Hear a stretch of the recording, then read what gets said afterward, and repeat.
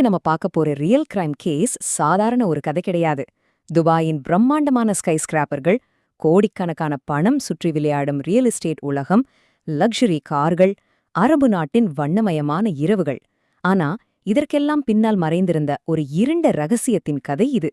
ஒரு வெற்றிகரமான பில்லியனர் எப்படி ஒரு மோசடி வலையமைப்பின் மையமாக இருந்தா அப்படிங்கறத நம்ம இப்போ விரிவாக பார்க்க போறோம். சோ ஸ்கிப் பண்ணாம முழுசா கேளுங்க. சாதாரண குடும்பத்திலிருந்து வந்து இவ்ளோ பெரிய அளவுக்கு வளர்ந்திருக்கான். 2018ஆம் ஆண்டு துபாயில இருந்த இந்திய வம்சாவளியை சேர்ந்த தொழிலதிபர் ரயான் கபீரை பார்த்து மக்கள் சொந்த வார்த்தைகள் இதாம். அவனை பார்த்து எல்லாரும் அவன் ஒரு கடின உழைப்பாளி, நேர்மையானவன்னு நம்பினாங்க.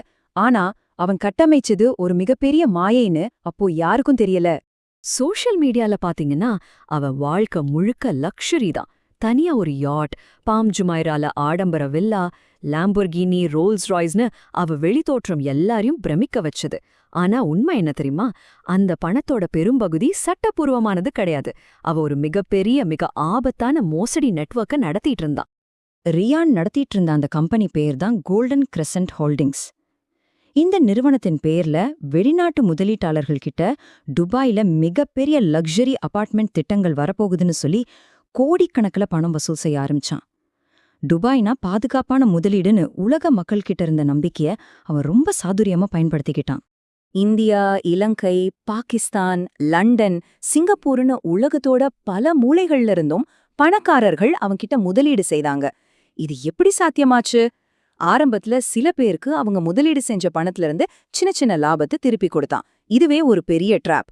மக்கள் பரவாயில்லையே, இவன் நம்பகமானவன்னு முழுசா நம்ப ஆரம்பிச்சாங்க. அதுக்கப்புறம்தான் உண்மையான விளையாட்டே ஆரம்பமாச்சு. இந்த மாதிரி ஏமாத்தி ஒரே வருஷத்துல அவன் கணக்குல வந்து குவிந்த தொகை அவ்வளவு தெரியுமா? 300 மில்லியன் டாலர்களுக்கும் மேல். கொஞ்சம் யோசிச்சு பாருங்க, இது சாதாரண பணம் கிடையாது. மனிதர்களோட பேராசை, அதுக்கப்புறம் அவனோட ஈவரக்கமற்ற தந்திரம், இது ரெண்டும் சேர்ந்து இந்த அளவுக்கு ஒரு பிரம்மாண்டமான மோசடியை உருவாக்கியிருக்கு. அவன் காட்டின பல அபார்ட்மெண்ட் ப்ராஜெக்ட்ஸ் உண்மையிலே கிடையாது. சில இடங்கள் அரசு அனுமதி கூட வாங்காத நிலங்கள். ஆனா 3D அனிமேஷன்கள், போலியான ஒப்பந்தங்கள், பிரபலங்கள் கூட எடுத்த போட்டோஸ், அரபு ஷேக்குகளோட தொடர்பு இருக்குன்னு சொல்ற பொய் கதைகள், இதெல்லாம் வச்சு முதலீட்டாளர்களை மயக்கினான். அந்த 300 மில்லியன் டாலர்களில் பெரும்பகுதி ரகசியமாக வெளிநாட்டு கணக்குகளுக்கு மாற்றப்பட்டுச்சு. சரி, இந்த பெரிய சாம்ராஜ்யத்துல முதல் விரிசல் எப்போ விழுந்தது? அவனோட சொந்த கம்பெனிலேயே வேலை பார்த்துட்டு இருந்த நிதி ஆலோசகர் சமீர் ஹசன் மூலமாதான். சமீர் கம்பெனி கணக்குகள்ல இருந்த மிகப்பெரிய முறைகேடுகளை கவனிக்க ஆரம்பிச்சான். ஒரே ஒரு அபார்ட்மெண்ட் 3 வெவ்வேறு நபர்களுக்கு விற்கப்பட்டிருக்கிறத அவ டாக்குமெண்ட்ஸ்ல கண்டுபிடிச்சான். முதலீட்டாளர்களோட கையெழுத்துகள் போலியா இருக்கிறத கண்டுபிடிச்ச சமீர் நேரா ரயன் கிட்டே போய் இத பத்தி கேட்டான். அதுக்கு ரயன் ரொம்ப சாதாரணமா, இந்த அளவுக்கு பெரிய பிசினஸ்ல இப்படி சில விஷயங்கள் நடக்கும், உனக்கும் சம்பளம் கிடைக்குதுல்ல அப்படின்னு சிரிச்சபடியே கேட்டான். தான் பண்ற மோசடி பத்தி அவனுக்கு எந்த குற்ற உணர்ச்சியும் இல்லைங்கிறதே இதுல இருந்து அப்பட்டமா தெரிஞ்சது. சமீர் ஒரு பக்கம் ரகசியமா ஆதாரங்கள் திரட்ட ஆரம்பிச்சு, அதே நேரத்துல ரயானுக்கு இன்னொரு பெரிய சிக்கல் லண்டன்ல இருந்து வந்துச்சு. லண்டனைச் சேர்ந்த தொழிலதிபர் அர்மான் ஷேக் அப்படிங்கிறவரு தான் முதலீடு செஞ்ச 40 மில்லியன் டாலர் ப்ராஜெக்ட் உண்மையிலேயே அங்க கட்டப்படவே இல்லைங்கிறத கண்டுபிடிச்சாரு. கோபத்தோட உச்சத்துல இருந்த அர்மான் ஷேக் லண்டன்ல இருந்து நேரா துபாய்க்கு பறந்து வந்து ரயனை சந்திச்சாரு. அந்த சந்திப்புல நிச்சயமா ஒரு பெரிய வாக்குவாதம் நடந்திருக்கணும். ஆனா ஆச்சரியம் என்னன்னா, அந்த சந்திப்புக்கு பிறகு அர்மான் ஷேக் திடீர்னு காணாம போயிட்டாரு. யாருக்குமே அவர் எங்க போனாருன்னு தெரியல. அவர் காணாம போய் சரியா 3 நாளுக்கு பிறகு துபாய் நகரத்துக்கு வெளியில இருக்கிற ஒரு விரிச்சோடி பாலைவன பகுதியில அவர் பயன்படுத்திய கார் கண்டுபிடிக்கப்பட்டுச்சு. அந்த காருக்குள்ள நிறைய ரத்தக்கரைகள் இருந்துச்சு. ஆனா அர்மானோட உடல் அங்க இல்ல. இது போலீஸ ரொம்பவே உஷார்படுத்திச்சு. இந்த சம்பவத்துக்கு அப்புறம் போலீஸ் ரயானை தீவிரமா கண்காணிக்க ஆரம்பிச்சாங்க. அப்பதான் தெரிஞ்சது, இது ஒரு தனி மனிதனோட வேலை கிடையாதுன்னு. அவன் கூட முன்னாள் வங்கி அதிகாரிகள், போலீஸ் சட்ட ஆலோசகர்கள், ஹேக்கர்கள், கருப்பு பணத்தை மாற்ற குழுக்கள்னு ஒரு மிகப்பெரிய டார்க் நெட்வொர்க்கே செயல்பட்டது. இந்த பணம் கிரிப்டோவா மாற்றப்பட்டு சட்டவிரோத ஆயுத பேரங்களுக்கு கூட பயன்படுத்தப்பட்டிருக்கலான்னு போலீஸ் சந்தேகிச்சாங்க. இதற்கிடையில் தான் சேர்த்த ஆதாரங்களை எல்லாம் போலீஸ்கிட்ட கொடுக்க சமீர் முடிவெடுத்த அந்த இரவு அவனுக்கு ஒரு ஃபோன் கால் வந்துச்சு. அந்த குரல் ரொம்ப அமைதியா சொந்த வார்த்தைகள் இதுதான்: நீ எதையும் பார்க்கல, எதையும் கேட்கல, நாளைக்குள் துபாயை விட்டு வெளியே போ. அமைதியான குரலா இருந்தாலும் அதுல ஒரு தெளிவான கொலை மிரட்டல் இருந்துச்சு. சமீர் ரொம்பவே பயந்துட்டான். ஆனா அவன் ஓடல. துரதிருஷ்டவசமா மறுநாள் காலை சமீர் அவனோட ஹோட்டல் ரூம்ல மர்மமான முறையில இறந்து கிடந்தான். அதிகாரப்பூர்வமா இது தற்கொலைன்னு அறிவிச்சாங்க. ஆனா சம்பவ இடத்துல அவனோட லேப்டாப் காணாம போயிருந்தது. இது கண்டிப்பா ஒரு திட்டமிட்ட கொலைங்கிறத போலீஸ்க்கு ஆணித்தரமா உணர்த்துச்சு. இந்த அடுத்தடுத்த சம்பரங்களால துபாய் முழுக்க பெரிய பதற்றம் பரவிச்சு. முதலீட்டாளர்கள் தங்களோட வாழ்க்கை சேமிப்பையே இழந்து தவிச்சாங்க. ஒரு குடும்பம் முழுசாலே தற்கொலைக்கு முயன்றதா கூட செய்திகள் வந்துச்சு. ஆனா இவ்வளவு நடந்துகிட்டு இருக்கும்போதும் ரயான் எந்த சலனமும் இல்லாம சமூக வலைதளங்கள்ல தன்னோட பார்ட்டி போட்டோஸ கேஷுவலா போஸ்ட் பண்ணிட்டு இருந்தான். இப்போதான் இந்த கதையோட மிக முக்கியமான ட்விஸ்ட் வருது. ரயானோட மிக நெருக்கமான வட்டாரத்திலிருந்த லெபனான் நாட்டு மாடல் லைலா நசீம்.